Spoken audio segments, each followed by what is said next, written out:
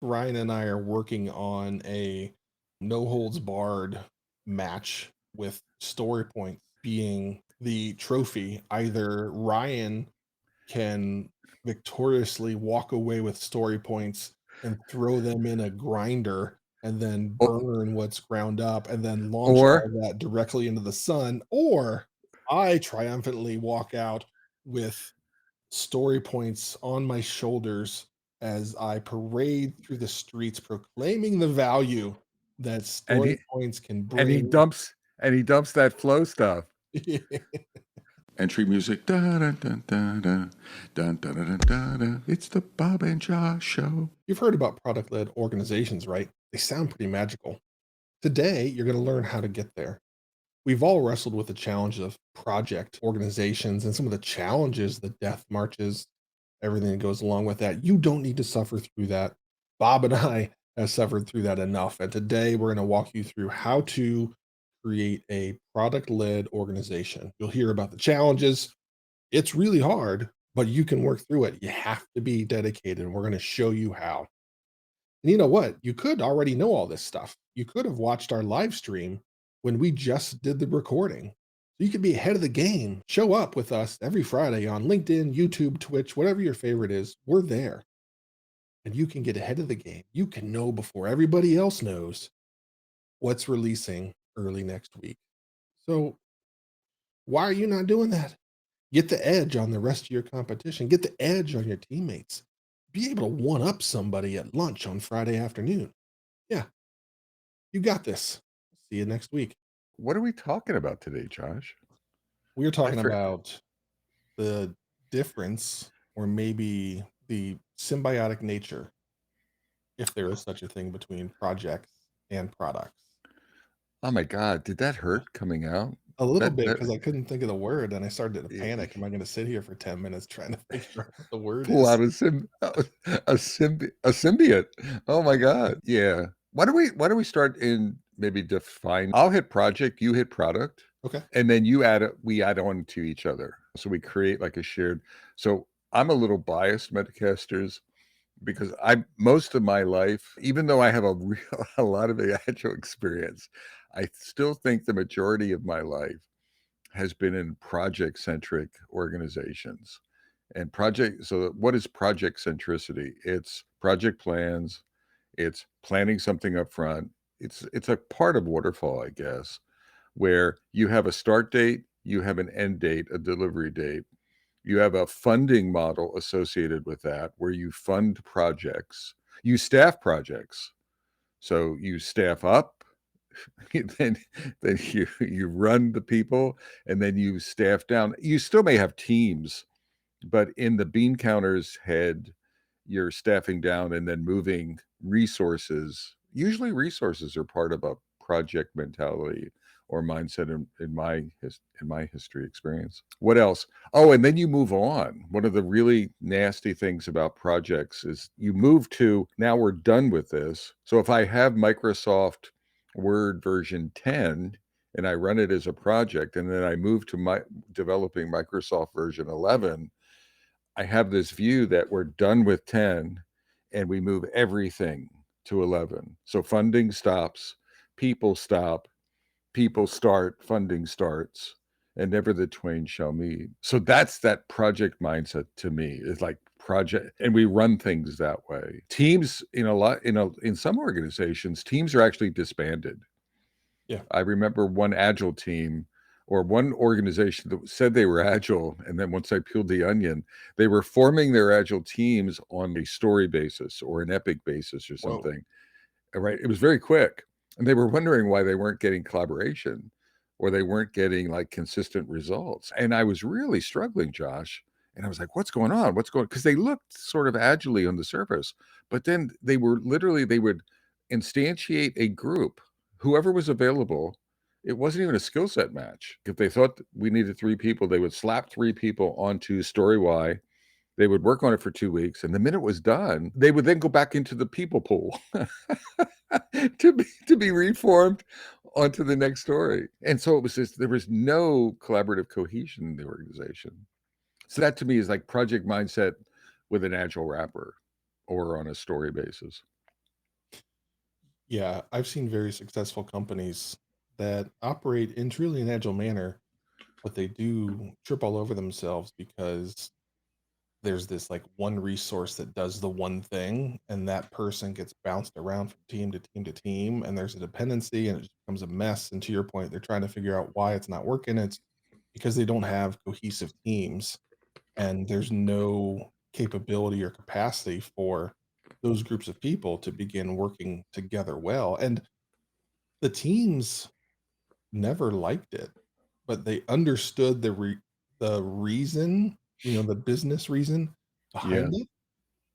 But it was weird because so few companies actually address the core issue to that problem. They just keep moving people around and they get frustrated at things. So on the other side of the coin is products and having a product centric view. And when I define product for a company, it is not the bits and bytes that we ship. It's not just the features, it's the entire experience that a customer has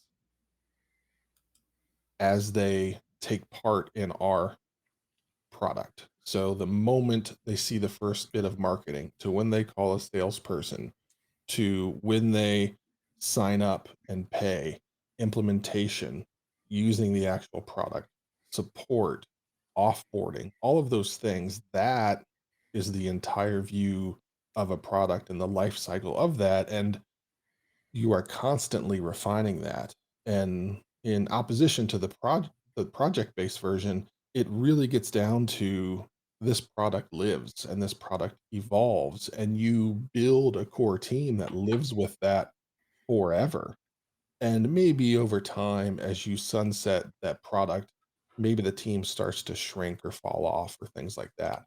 But it is long-lived teams, and you fund that product, and it's not project or teams or anything that's like that. It's like we are funding what it takes to be successful in market with this product. And that's a very broad view that's very different from I need 7 people to build this thing to get it out by this date, and then we're done. And then you like wash your hands like, hey, we did it. It's opposite, but it requires more organizational discipline and diligence to be successful at that, because you need a broad group of leaders across the organization to be in sync and to collaborate on the regular.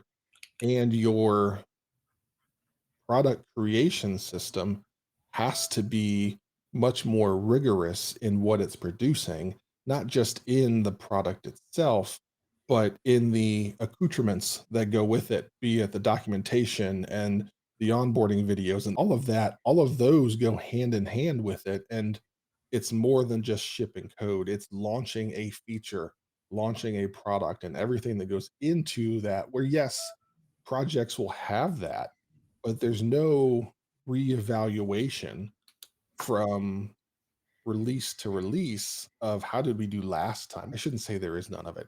It is less likely that it's going to happen that the retrospective that's needed to continually get better with how you launch things, it's less likely to happen in a project-based world because there's a new group of people that are working on it, and they have some sort of idea of what happened, but they don't live it and own it. So it's harder to really tie your past to the present.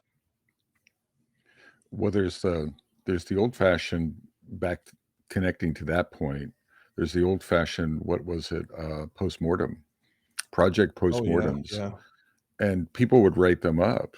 I mean, I literally worked at a company where I as a leader, I'm not proud of this, but I had binders behind me. I had binders of source code behind me, and I had binders of results from our postmortems. Um, but we never took action on the post, or very little action on the postmortems. For one of the reasons is what you said, is you might have a totally different group of people, so they may not be buying it. The other factor, when I was at EMC years ago, so Dell now, but EMC, there was this like 30% carryover. It was very precise. It was between 30 to 35% of a project from one project carried over to the next project. But we would never account for it. So we would always staff and plan the projects at 100% capacity. So we Oh, were always over capacity, like at 135%. Well, when you're over capacity 135%, continuous improvement, I mean, you barely have time to fix the bugs that you didn't fix in the previous release or the redesign or the refactors. I mean, the Band-Aid refactoring, rather than do any continuous improvement. And the bad thing is that actually I was there for like 3 years or something. That never changed. So it was always we were always 35% over capacity, release to release to release. Um, and that just, I'm not dinging on people, but that was just the reality. I think in product, you put a team together, you said so like the maintenance burden, the ownership is continuous mhm. to the degree someone could leave the team, but it's for different reasons. There is this, to me, in product, there's this cradle to grave mentality.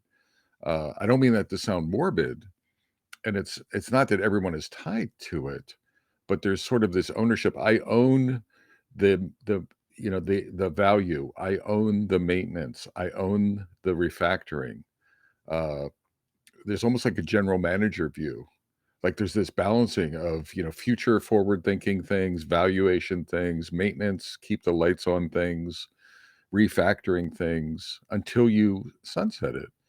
But and you want cohesion for that. And the team weighs in on that. There's a familiarity with the product. Do you buy that view of product? Yeah, That's 100%. If you think about the project world versus the product world, in the project world, you can count on one hand easily, probably just a couple of fingers, the number of people that are focused on the entire system as opposed to this little chunk. When you go with the product based view, you have all of those folks that live with it, and the number of people that are thinking about the entirety of that system is much higher. So your capability to improve and adapt is multiplied just by the number of brains that are thinking about it. That yeah. does require a different kind of hire. In the project world, there are folks that prefer to work in that manner where I just like to build things. I don't want to be involved with the responsibility of is this the right thing to build or not? I just want to build stuff and that's my happy place. Cool.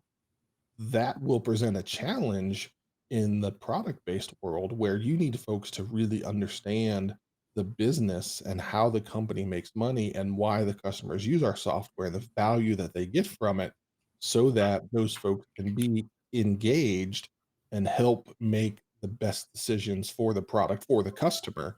And there's two different mindsets that are required. And if those mindsets are in the opposite spots, there's going to be a ton of frustration because it's just you're asking folks to do things that are different than what they signed up for, which is one of those things when I come on board and do a agile transformation, there's always a move to a product-based view. And there are folks that didn't come to that company wanting to think or operate like that, and they like the way it is. So then you're just changing things, and that creates frustration. That's where you have to do a lot of coaching and help people maybe understand if this is part of the future or if not. And if not, then that's fine. You just help them find the right landing spot.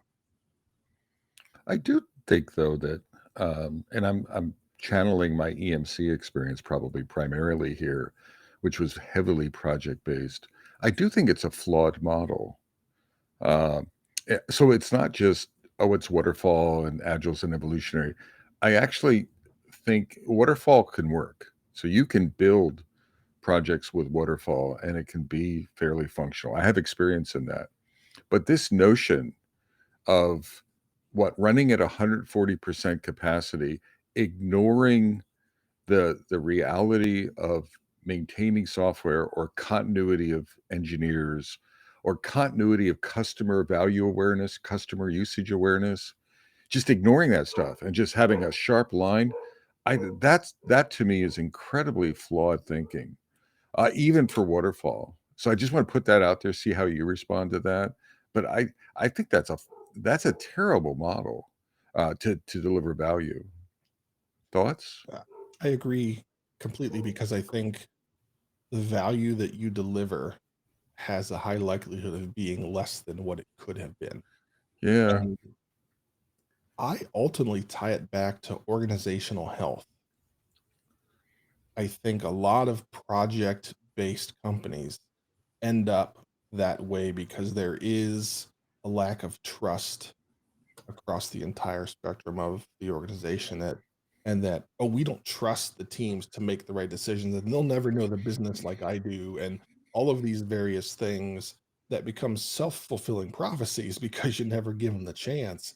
And so Right. that lack of trust builds this up where folks are just building what they're asked to build, and they're going to build it as best as they can because they're good people and they care about what they create in their craft, but the value that ultimately makes it to the customer might be off because that disconnection from the value that we're shipping as a company.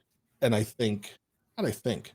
I know having a healthy organization is harder than having a dysfunctional one. So that's Yeah. why you see fewer organizations that are capable of really operating in a product centric world because of the rigor and difficulty that is required to operate in that manner, and Yep. the communication that's required to make that happen, and the willingness for everybody to be in at the same level. That's organizational health. And Yep. that is not simple. That is not easy. And unfortunately, it's more rare than it should be. So that's why so many companies end up in this project based thing. And even just funding. Think about the number of times you and I have been at talks, and it's usually at larger companies where we give our talk and somebody raises their hand in the background and they say, "Oh, this sounds great, but how do you handle this when you're funded by project?" Yep. Response is, "Well, you don't get funded by project." And like, "Oh, well, we can't do that. That's not how it works here," and all of those things. But you have to fight the fight to begin to turn that tide. And that's daunting and that's difficult. And that's why so few companies operate in this manner. Yeah. I was thinking about the people side like you went into. It's like the empowerment. I think project level working and thinking uh, is that order taking model from a Yeah. people perspective. You don't, if I want people to own it, to get engaged, to have some responsibility and accountability on their own, pulling it to themselves, to energize them, then I think the product model can engender that. The project model takes that away. You're being told very often. I mean, it will remain nameless, but I was talking to a really good friend of mine the other day, and they were doing an agile startup. So now they're agile. It's a large company that's doing agile, but it's a new project. And like multiple teams, they were given the end date, Josh. They were given the scope, like, the company, and this is 2000, what, 22, almost 23. Yeah. And my head wanted to explode. I'm like, the PowerPoint. So the leaders put together a PowerPoint deck. They talked about scope. They did no team involvement whatsoever. They got approval. They have an end date. They have scope. It pops into the teams, and everyone go, oh, right. It's like that's not doable, Right. right? But it doesn't. No one's listening. It doesn't change the Yeah, date. doesn't matter. And then you want everyone to own it. Yeah, yeah, we're gonna own it. And even if they fake it, even if you see people running around and smiling, and cashing their paychecks and being happy whatever, happy order takers, they're not buying it. They're going to give you exactly what the scope asked for. They're not going to think at all, etc. And it's sort of the great the exodus of people. Even though the economy's changing, you're not going to keep good people are not going to hang out for that kind of abuse. When I was at EMC, it was sort of, like baby boomers. We were sort of programmed to tolerate abuse, I guess, right? Or our tolerance was high. I think the tolerance has come down too. It's just not people centric. It's not prudent from a knowledge worker point of view. It is Let's not. talk. And Go ahead. there's one more thing I want to hit there. It's damaging to new entries into the workforce Oh, yeah. because they come into an environment like this. They maybe have heard of other ways that things happen, but what they live in that moment, to your point, it creates this very high tolerance for pain and suffering, and that becomes the norm. And so, what that also unfortunately creates is a little bit of fear in willingness to leave and go find that thing because you've not been bred in that job to think outside the box. You've been bred to do what you're asked, and you're not Right. asked to leave. So there are some really, really good folks that I've worked with as part of these transformations where it just required us to open their eyes that what they've Yeah. lived in their current position or in their current position and previous, it doesn't have to be that way. But they unfortunately don't know a work life without that. So, yeah, it's one of those things that they hear about, but they don't believe it can actually happen because the only environment that they have is this very flawed one. So, it's damaging in a lot of ways and it really hinders young careers as people come in and that's all that they know. So it's a dangerous situation that creates a lot of problems in a lot of different directions. I agree. Why don't we switch? I want to, and you started this to talk about it, like how to move forward.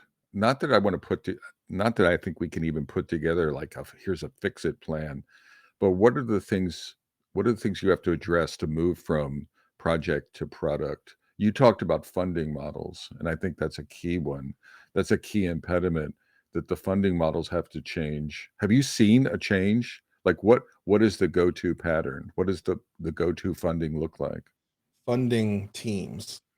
And what I've done is I build those teams as black boxes where this is just a freaking rock star team that any problem we put in front of it, they are going to crush. And yes, there's areas where they're Right. specialists and we probably want to feed them things like that. But we are funding this group of small or this small group of people that are great problem solvers that know our business, understand the products that we have, and can crush things. The even prior to the funding model, you have to have 100% buy-in from the executive team because as I mentioned, being a product-centric, product-led organization is harder because we're asking multiple parts of the organization to think across a broader spectrum than what they have in the past because they've been able to live just in marketing Yeah. and or just in sales or just in support. And now what you end up doing is you end up pulling a team of leaders across that product together, and you all are leading that product, and that's more difficult. So there will be people that are frustrated, don't like it, don't want to be a part of it, that will complain to the execs, and the execs have to have that buy-in, just like a transformation that, hey, I hear you, I understand it's harder. We know it's harder, but we believe this is the best thing for us as a company. So step number 1 is that executive team has to believe in this 100%. If not, don't even attempt because as soon as you start putting in that hard work, it's going to start to get dismantled from behind the scenes as people Right. Right. begin to let people off the hook of some of that hard work. And without that, it doesn't matter if you have the funding model right or everything else is perfect. It's ultimately going to fail over time because it is significantly more difficult to do this. But the reward in the end is drastically worth all of the effort and pain and suffering that goes into making it happen. So leadership, transformation, adjustments. But I wanna come back to funding models important, and you said something that really resonated with me. It's like team I wrote a post a while back, quite a few years ago, and it was an epiphany for me, like, looking back over my thinking model, and I used to be resource thinking from a leadership point of view. I always had spreadsheets, and I would staff projects. Metacasters, please don't think less of me. It's I've changed. I honestly have tried to change, but I would have these spreadsheets. I would break people up in the spreadsheet as long as they rolled up to like 120% because it was always a stretch objective, Josh, right? Then I would feel like life is good. And I would take like 30% of Bob and 15% of Josh and plug it in. and I would do this sort of composition. Oh, we need 32 people for this thing. And but I might take 50 people and squish them in. So that's individual thinking or people thinking. And I moved to team thinking. And I called it the blog post is like arithmetic, moving from individual arithmetic to team arithmetic in everything we do. So thinking in terms of how many teams would need to be applied to this. How long does it take us to form a new team, to staff a new team, right? Not an individual. Like I can have a team, and if the team is 8 people, it's not functional if I have 5 hired, right? I don't start sort of incrementing value for them yet. Um, and so that's and then bringing that thinking in our planning and bringing that to our forecasting, if you will, is what resonated with me with you is moving to that team thinking model, team funding model, uh, and when we're funding portfolios, when we're funding products. Yeah, your Oh, smallest unit of measure is a team at that point, and yeah, I've yeah, even gone so far as to associate bonuses with team performance and very little with individuals, and even at one point, 0% based on the individual and 100% by the team, where the team voted, and they voted on a 1 to 5 scale of how well they think they did in that quarter or year or whatever it was, and then that became the multiplier for the bonus. Again, but yeah, that took really in tune and in touch folks to understand how they were doing and to honestly vote, because it like this is money in or out of their pocket, but it was one of those things that they used to drive their improvement. Yes, they just wanted to improve, but that was one of the things like, hey, we have the capability to, as we improve, give ourselves more money. It's a unique space to be in, to be in control of that 100%. And that group found it very freeing. Now, I'd never told HR that because HR probably wouldn't like it, but I knew that is what was right for us and who we were aspiring to be. But it's still like you think about funding models and all of that stuff, that even goes even further. yep. So again, the smallest unit of measure now becomes a team, and you can't let anybody slice and dice a single human into 3 parts to go on different teams because that's ridiculous. Now, I've David brought up establishing value streams, and that he made that comment, and I was gonna go there next. So another part of the movement to me, so there's this teaming movement, individuals to team, and longer lived teams, right? Going back, long-lived teams, but we have to align them with products or value streams or something.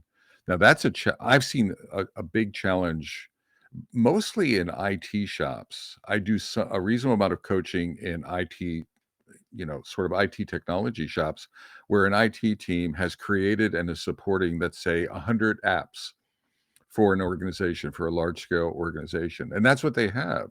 So they have a project level model and they spin up projects to, I don't know, change or support or update applications. And these apps, are running business processes and things like that. And then now we fly in as agile coaches, and the answer is value stream. I agree with that.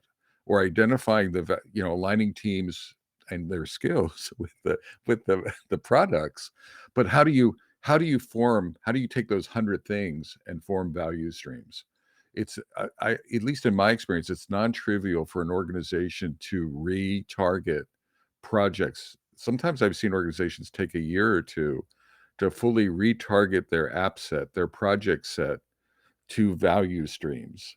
And it just takes time. And there's a migration or I don't know, there's just a speed bump of doing it's not easy. It's necessary, it's not easy. The other thing that surfaces is skill set gaps, right? Very often what I see in organizations is they don't have enough people in certain areas, which is another drag, right? They don't understand the apps very well. So you have to normalize your skill sets. And this is a problem anyway, but it's not an easy plan or not an easy migration. So yes, the answer is you need you need to move from projects to you need products or value streams that's inclusive of them, but maybe be patient with yourself as you bite those things off. What's your experience? Yeah, you can't allow yourself to fall into the trap of we have that one team that has that one specialty that does a thing, because then they become a bottleneck. And the hard work you have to do to prevent that is to go through the hiring process to build teams that have everything they need to be successful in a work effort within your organization, and not allow yourself to fall into the trap of, oh, it's hard to find DevOps folks. Yeah, Yep. kind of common. So we're going to have a DevOps team.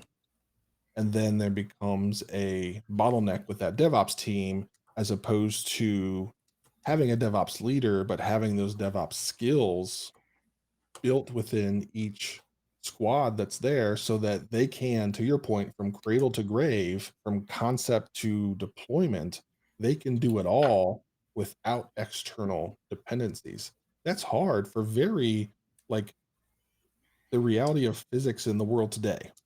Just the amount of people with a certain skill set that have done a Yep. thing, that have a knowledge or a willingness to go learn it, that's there's just it's a physics problem. You don't have enough of what you need. So oftentimes, rather than fighting through, people end up just rolling up the white flag and saying, well, we're going to have a blah blah blah team. I've seen a lot of, like, API teams or backend teams and those types of things, or like a database team where that is just accepted that we're not going to be able to do better than that. And in reality, you can. I'm not saying it's easy and it's going to be a flip of a switch, but as you can evolve towards that over time, things will get better. But so many people just throw their hands up and stop and say, "Yep, that's we're just going to have a team like this, and that's just the way it is." And I come in and say, "Yeah, that's how it is, but it's not how it has to be. We can Right. we can fix this problem. We can change it." And Right. then you get the roll of the eyes of like, "Oh, we tried and it can't do blah, blah, blah." And, okay, cool. Well, we're gonna give it another shot, and here's some different approaches we're gonna take. One of the things I usually tell people, and this is something I've done myself, which is a challenge, has been a challenge for me. So, what's your perspective? Do I move to a product-based organization? Do I move with so what's my initial thinking model? Is it the teams I have and the skills I have, or is it the best alignment of products to value? And a lot of organizations move, they look at their current managers. I have UI managers that are leading these teams, and they look at that. And then so what comes first, the chicken or the egg? So is it org structure or is it the best product alignment and then fitting the org structure, if you will, to that? I think I usually advise lead with product and then align with teams to the best of your ability. And again, it's evolutionary. It may take you, there may be iterations to this strategy. There may be skills you don't have. But but another way of saying it in a short way is let drive with product rather than drive with your technology structure. And I see so many organizations that drive with technologies. So the prime directive is the structure. What do you think? 100% agree, because they end up getting paralyzed because they never get to that point where they have that perfect structure. The approach you're saying gets you started. And it's not perfect, and everybody knows that, but you're gonna be forced to evolve over there and learn some of those lessons. Yeah. In the agile world, we always talk about it's better to get the feedback as soon as possible. Then get that feedback from your organization. The way you think the org Yep. might need to be shaped to make Yep. that happen might actually be different than reality. But the only way you're going to find that out is if you start doing things. So if you wait until you get the org shaped perfectly, number one, you probably missed. And number two, it's been N number of months and people just start asking that question of, are we ever gonna do this? I'm in Yep. places where, like, that's a thing where we've been talking about doing a thing for years and we never actually gonna take it. So the organization just doesn't buy into it anymore. And then you've really lost the game. Yeah, absolutely. I had a thought and I lost it, but I did have another note, like the going forward, and it's more of a question for you and anyone listening. So PMOs, the ever loving PMO, to me is a project driven artifact, and I don't even know if I want to say agile PMO. I just said it. So but do we need PMOs in this? Are they part of the solution, part of the problem, something else? I might weigh in. You know that commitment we said, Josh, of not waffling, right? Because I could waffle on this one, but I'd say I think PMOs are part of the problem. If we're going to product, it's like let product drive.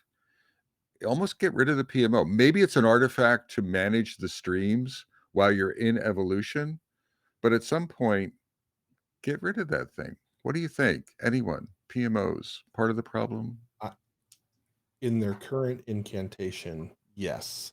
If you're doing a product led organization, there's value in some traditional project management across all of the streams of work that have to happen to Yep. get a product out the door.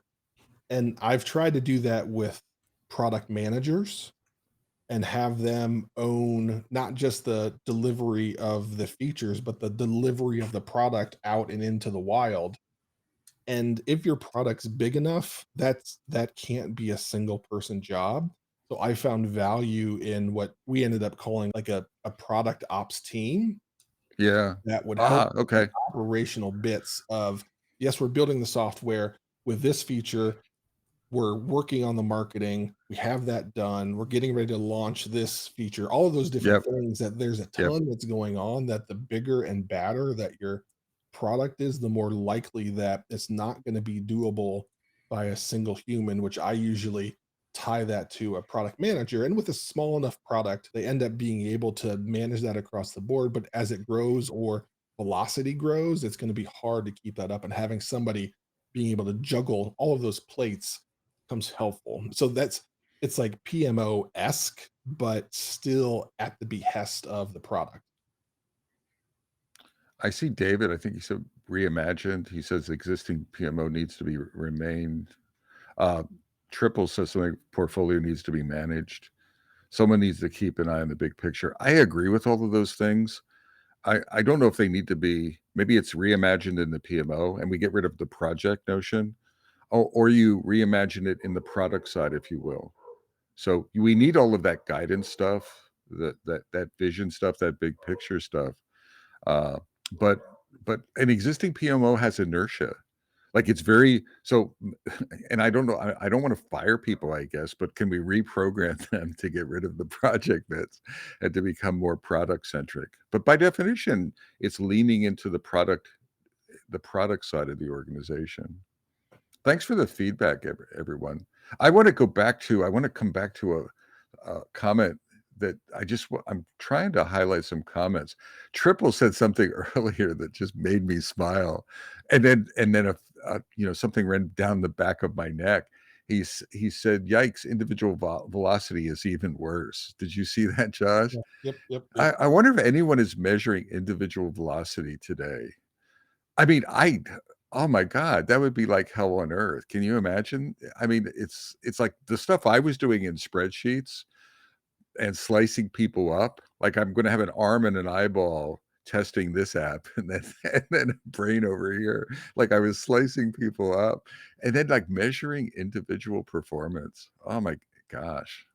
I I hope not. I once worked for a person that aspired to operate like that and tried to pull me into that realm, and I just kicking and screaming, and it was just like, "This is just wrong." It's Forget just wrong. forget It's the exactly difficulty like of it. how do It's you just it's not even wrong. worth not worth discussing. It's just like, Yeah, no, don't do that. yeah, Right? Like holding guns backwards. It's just wrong. yeah. Don't do it. I don't know. Um, I wanted to bring the PMO into play. I think wait, are we missing anything about the going forward? I think we've covered organizational structure, PMOs, funding models, team We structures, alignment yeah, going we forward.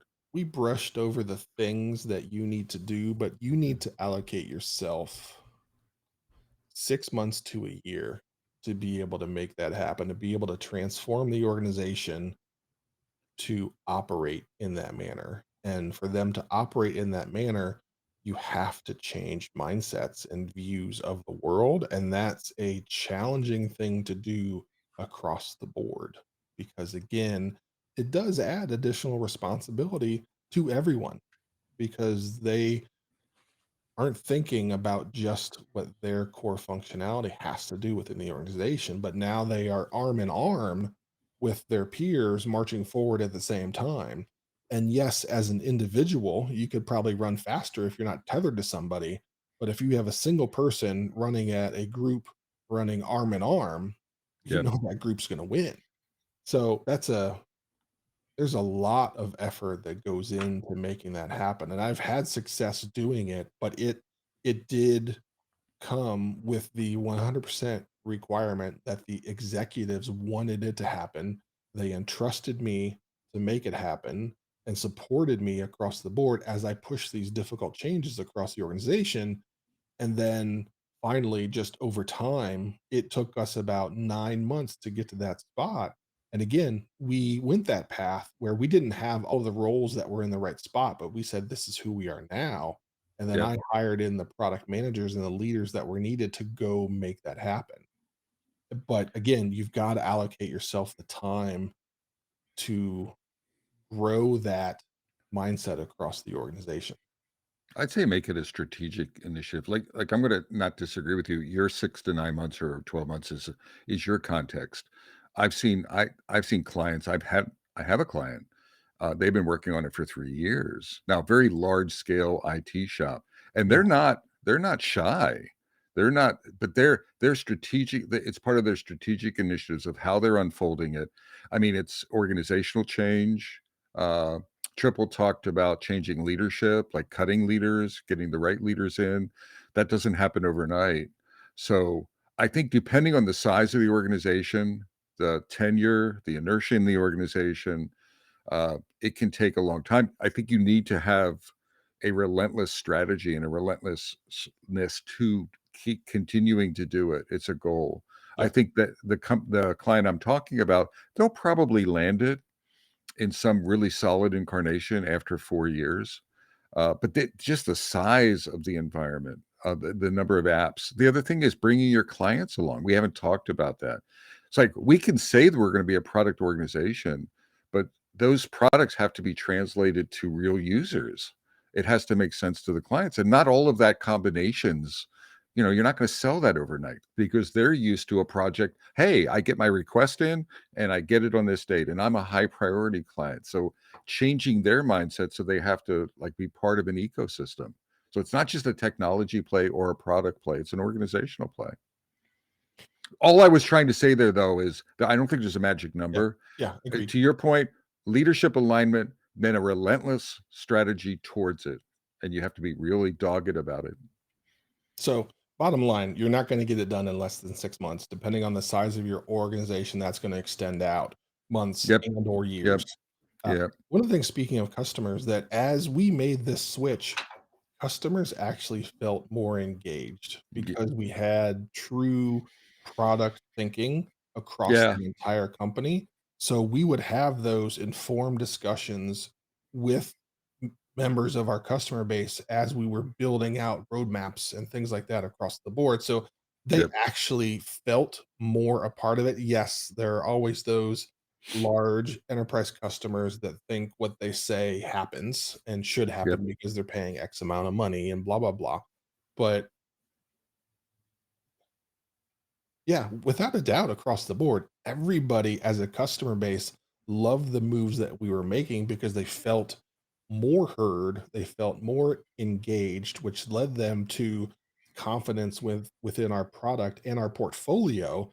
So that a- changed things for us across the portfolio ab- because they then understood like, oh wait, this is going to happen for the 6 other products that you have. Okay, I'm excited about those. Maybe I'm going to buy some more of those because of the precedent that you're setting here with this product. So it opened a ton of doors for us. ab- That's where that value comes in from all the effort that you put in to make it happen. Absolutely. I mean, there's that notion, think about a project mindset from their point of view. Oh, if I don't get Yeah. this request in here, I'm gonna have to wait a year. Or I'm gonna have to wait another 6 months until I can justify another project. No, it's a stream, it's a value stream. You're absolutely, but it's how we unfold that, how we communicate that. Josh, stick a Robert, fork in it. I yeah. think all right. Hey, Metacasters, thank you. So from beautiful downtown Cary, North Carolina, well, cold Cary, North Carolina. and And very windy Fuquay Arena, North Carolina. I'm Bob Galen. And I'm Josh Anderson. Shake. And bye. Take care, y'all.